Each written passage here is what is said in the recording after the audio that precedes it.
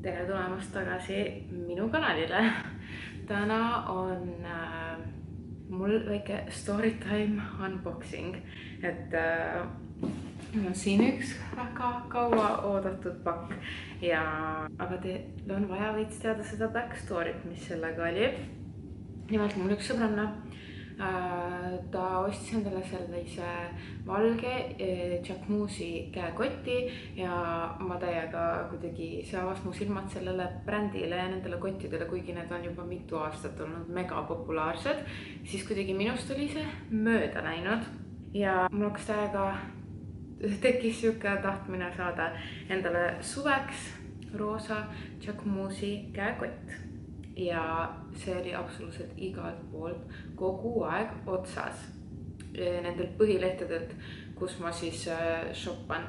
Ja ma panin igalt pool notification'id peale ja siis ma tulin sellisele mõttele, et aga äkki ma prooviks tellida nende enda kodulehelt, et see tundus isegi kõige turvalisem variant. Ma ei tulnud selle pealegi, et see on kõige närvesööm ostukogemus mu elus.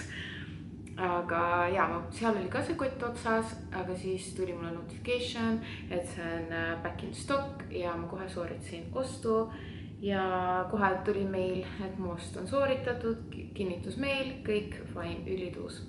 Siis läks mitu päeva mööda ja mul ei tulnud mitte mingit tracking information'it ja ma millegipärast hakkasin guugeldama seda e-poodi ja ma jõudsin Trustpilotisse ja holy moly, mis seal ootas mind ees.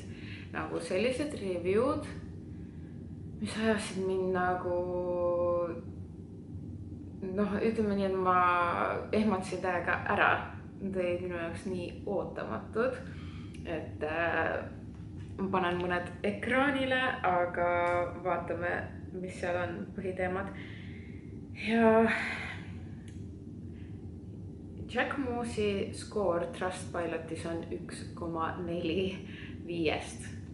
Ja on 129 review'd ja Trustpilot on siis selline leht, kuhu inimesed saavadki jätta nagu oma sellist tagasisidet, kas mõni e-pood on usaldusväärne või ei. Et selles mõttes, et Trustpilot on mega hea koht, aga forever õppetund mulle, et kui ma sooritan ostu mõnest uuest e-poest, siis ma pean 100% kontrollima seda enne, mida ma tavaliselt ka teen alati, kui ma avastan mingi uue kodulehe, mille nagu usaldusväärsuses ma ei ole kindel. Aga ma ei tea, miks nagu Jacquemus, kas te ei mõtle, et selline bränd, et see on nii usaldusväärne? Ja siin mu pakk on, nii et ta nagu kinda on ikkagi usaldusväärne. No okei, ma ei lähe ajast ette. Siis ma lugesin neid review'sid, aga kuula, lihtsalt sa võtad siin review'd ja siis on this brand is a scam 10 hüüumärki ja siis tuleb mingi review, on ju. So bad experience with this brand. No response to email. Fly to Paris and get it from their store. You will have better luck. I was scared because of üks hea review siis vahepeal. No response to my emails and no order received. Don't buy from them. 2 weeks since ordering and still no tracking. There is a big problem. So angry, full caps lockiga mingi review. I have mailed and tried to call. No one answers me. Seal on nii palju probleeme, aga ühesõnaga nad ei vasta absoluutselt meilidele ega kõnedele, nagu 0. See on nagu see läbiv teema.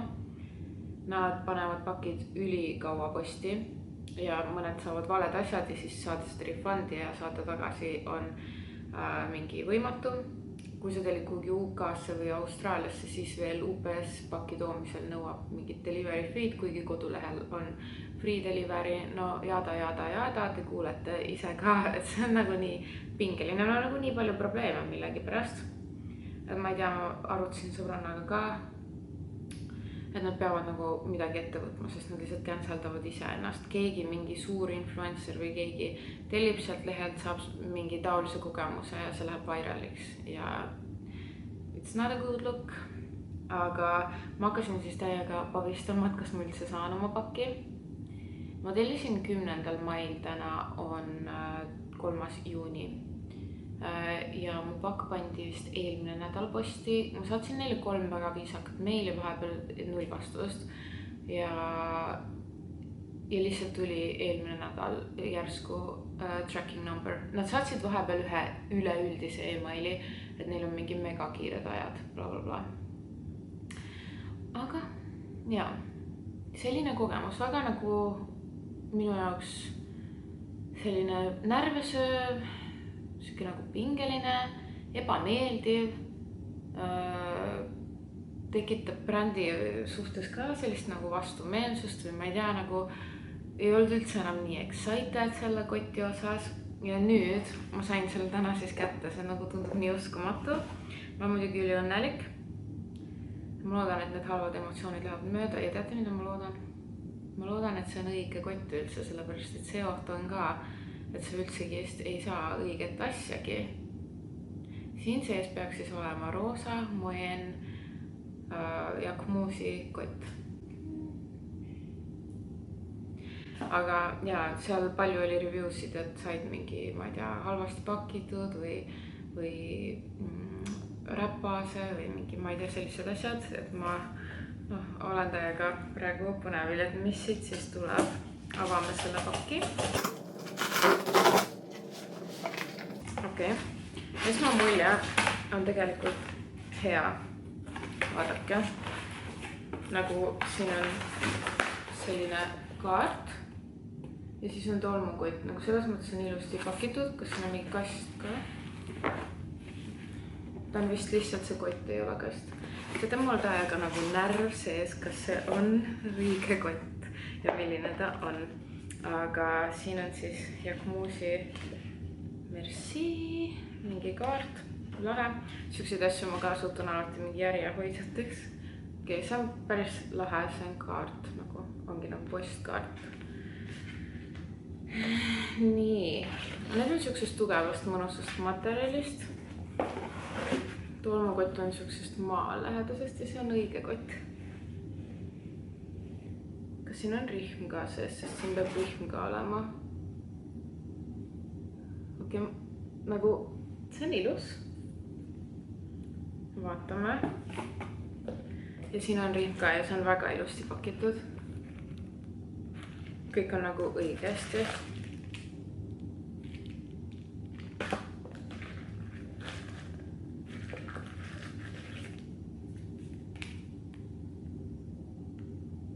Keegi on seda kotti, ma arvan, tagasi saatnud või mida iganes, aga vahet ei ole. Igatahes selline ta näeb seest välja. And it's pretty. Ja siin on see rihm siis pikk. See nahk on nagu mõnest kohast siuke juba nagu kortsus või nagu selles mõttes. Aga võib-olla ta lähebki ruttu nii. Ikkagi ta on korralik nagu igalt poolt.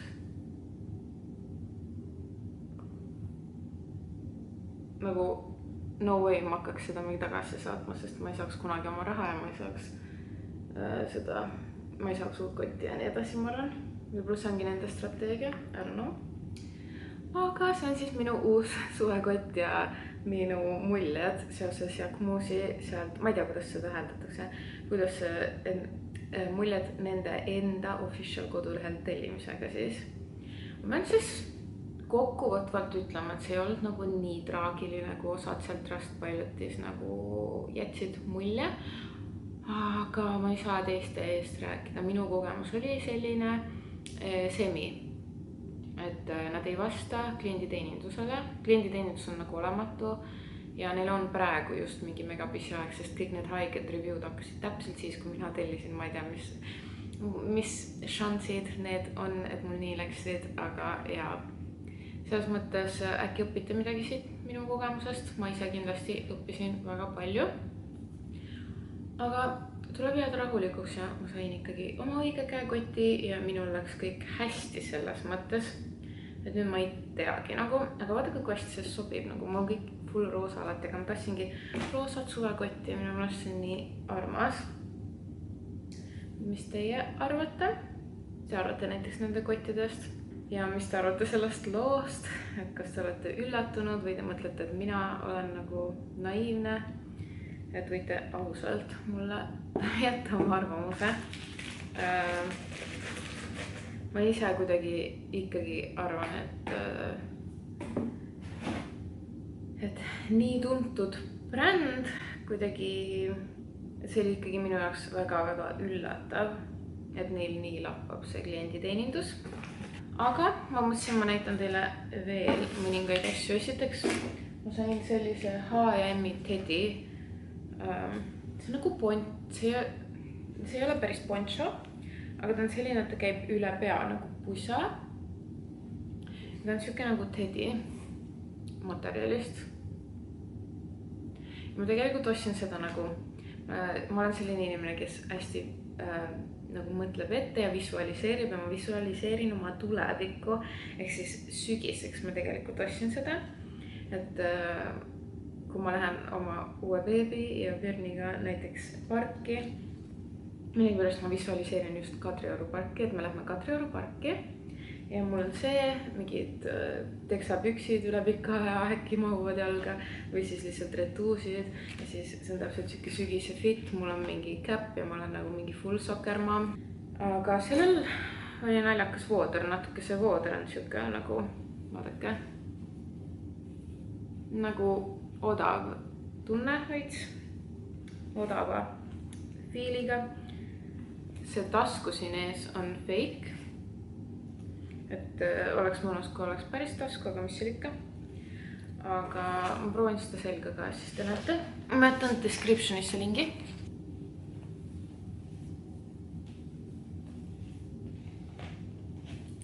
Et selline cozy asi, mida kanda nagu jalutuskäikudel mänguväljakul lastega.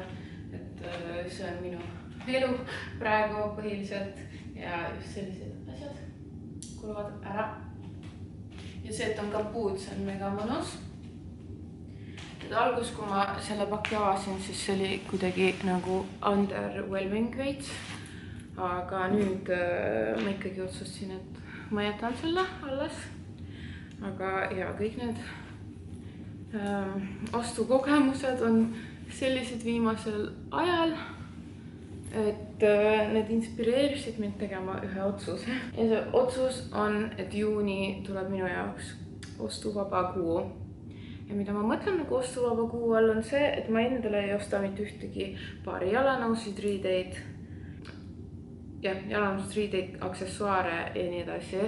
Sellepärast, et ma arvan, mõned teist vaatavad mõtlevad nagu kuu aega, mis see peaks olema mingi challenge või mida sa jahud nagu, aga minu jaoks see on challenge.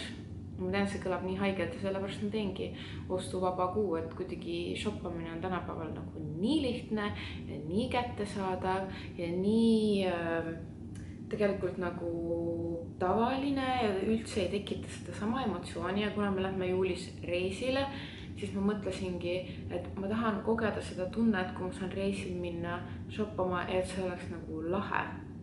Et ja ostuvaba juuni ja äkki mõni teist tahab minuga kampa lüüa, äkki on nagu keegi, kelle jaoks ka see oleks challenge, siis jäta kommentaar ja teeme seda koos või ma ei tea, oleks väga põnev teada, et kuidas teil on, kas te nagu ostate endale tihti asju või pigem näiteks üldse mitte. Ma tean näiteks hästi paljudel emadel on just see nõrkus nagu, et nad ei suuda lastele lõpetada shoppamist, et seda probleemi mul õnneks ei ole. Et ma ütleks, et laste asjadega ma olen mega mõistlik, meigi asjadega ma olen mega mõistlik, toitu ma ei raiska üldse, aga ja just shoppamine. Mu ainuke päästerõngas ongi see jaga, et kõik on kogu aeg nagu ringluses, mul üldse ei meeldi, kui asjad seisavad, et selles ma olen ka hästi tubli, aga ja ma tunnen nagu, et mul on vaja mingit resetti. Ja ma täiega tunnen, et see ongi minu jaoks nagu challenging, sellepärast, et mu nagu mingi lemmik ajaviide on nagu käia poodides ja ma just tunnen, et see ei olegi nagu jätkusuutlik ja see ei ole nagu normaalne võib-olla päris. aga ma mõtlesin viimasena näidata teile midagi üli armsat, et lõpetame selle hooli nagu mega positiivsel noodil. Mul on siin üks Okaidi kott, ma mõtlesin, ma näitan teile esimesi asju, mis ma olen beebile ostnud. Tegelikult ma sain vanemalt jõuludeks selle Okaidi kinkekaardi ja see oli obviously mõeldud Björnile, aga Björn sai ainult suvesandaalid, kõik need asjad sai uus beebi, aga ma lihtsalt nagu leidsin neid beebi asju sealt rohkem ja üldse mõtlesin, et nagunii nagu uus laps, eriti kuna ta on poeg, siis ta hakkab saama täiega teise ringi riideid. Björnil on ka väga palju teise ringi riideid, aga uus laps saab nagu veel rohkem, ta põhimõtteliselt ma arvan ongi ainult teise ringi riided, et siis ma mõtlesin, et tal võiks ka midagi ikkagi uut olla. Ja siin on kõigepealt magamiskott. Björnil on ka talve magamiskott, siuke paks Okaidi oma, aga see on õhemast materjalist, see on rohkem nagu võib-olla soojamate ilmadega, aga talve ei pruugigi nagu mega külm olla, et Björnil ka ma nagu vahetan seda magamiskotti vastavalt ilmadele. Aga ja, me oleme magamiskotti usku siin. Meil väga hästi funkab. Alguses magab üldse Swaddle Deckiga 100%, ma olen kindel, aga mingi hetk läheb magamiskotile üle, siis kui ta juba liigutab ennast rohkem. Et ja hästi mõnusast materjalist, selline nagu linane materjal. Ja see peaks tükk aega kestma, sest see on tegelikult alates poolest aastast alles. Ja umbes niimoodi võib-olla natukene varem ma plaaningi seda kasutama hakata. Ja tegelikult minu kogemus nende magamiskottidega on see, et kui nad on natuke suuremad, see ei sega last üldse, vähemalt Björni mitte. Siis on siin selline mänguasi, selline pehme kaisukas. Björnil on ka oma kaisukas, võin näppu siia pea sisse. Ja nüüd on uuendital ka oma kaisukas, mis hakkab tal olema. Alguses mitte, aga ja, ikka saad nagu mingi, näiteks kui mul on meeles, ma loodan, et võtta see endale juba kaisu enne kui laps üldse sünnib, et siis sellel tuleb nagu meie lõhn juurde ja siis kapuuts pähe ja siis see loodetavasti nagu annab mingit lohutust või sellist head tunnet. Björn on rohkem oma nende kaisulutikate fänn, et ta oma kaisukat veel väga ei fänna, aga see ikkagi nagu on tal seal kogu aeg ja ta võtab ikka seda kaisu vahepeal. Palju näost see on nii armas ja mõnus ja samamoodi sellisest õhku läbi laskvast õhemast linasest materjalist. Siis üks selline nagu mitte kombe, aga ja mitte body pidžaama moodi. No see ei ole pidžaama, mul ei tule praegu meelde. Aga need materjalid kõik nagu näiteks see on organic cotton, mis on nagu selles mõttes hästi tore. Aga minu arust see on nii nunnu ja mõnus ja ilus. Siin peal on siuke mõmmi. Ei, tegelikult need on vist hiired või mis iganes, aga see on alates 3 kuust 59 sentimeetrit, aga no selle võib, ma arvan, suht ruttu panna selga. Kui kõikide ennustuste kohaselt mul tuleb suur laps, siis ja siis ühed püksid, sellised kootud, väiksed varbakesed lähevad siia. See on alates 3 kuust, samamoodi organic cotton, et väga kvaliteetsed materjalid. Ma ostsin Ülemiste Okaidist kõik need, et ja hästi armsad väiksed. Muutun väga emotsionaalseks, aga viimasena sellised villased sussikesed, et nagu meil tuleb septembri lõpu beebi, siis saab terve talv neid kanda, et ma panen suht oversized asjad lapsele selga tavaliselt ja siis ta kasvab neisse sisse, et me kasutame väga pikalt. Ja, aga need on ka sellest orgaanilisest puuviljast, et ja väga head kvaliteetsed materjalid ja nuinud asjad peale kauba, et ma olen ülirahul nende esimeste asjadega. Ja siis ühel nädalavahetusel, kui me käisime Karjas ja Saias, siis me külastasime ka seda Baby Louie poodi seal kõrval. Ja ma ostsin esimesed lutid beebile. Piipsid. Björnile alguses väga meeldisid piipsid ja ma salaja juba hakkasin talle lutti pakkuma sünnitusmajas.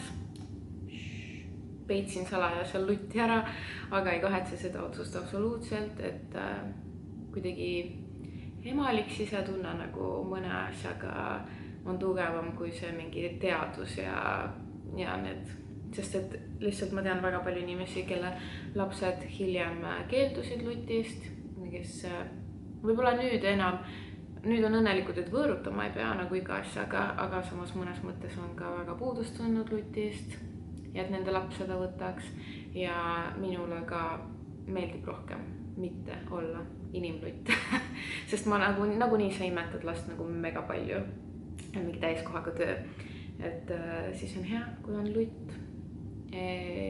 Aga jah, väga põnev saab olema, kuidas ometi Björni võõrutada lutist, kui uus laps ka hakkab lutitama, ma ei tea, olen mõelnud sellele küll natukene juba. Aga ole näha, kõik alati saab lahendatud, need on igatahes väga armsad minu arust, siuke pruun ja kollane piipsilutid. Ja siis vaatame, kas Björnile meeldib see, vaatame, kas uuele tikale meeldivad need lutid või meeldivad mõned teistsugused või tahab ta ka neid kaisukalutte mingi hetk, et ole näha, kuidas läheb. Mul ei ole nagu selles mõttes mingid eeldusi, aga ma kindlasti proovin lutti pakkuda lapsele. Selline haul ja selline story time oli siis täna ja ma siinkohal lõpetangi selle video ära, et ma väga tihti haule ei tee, aga ma mõtlesin vahelduseks äkki on huvitav vaadata. Ja jätkuvalt pane ikka like, subscribe'i, jälgi mind Instagramis ja siis me näeme juba järgmisel nädalal uues videos.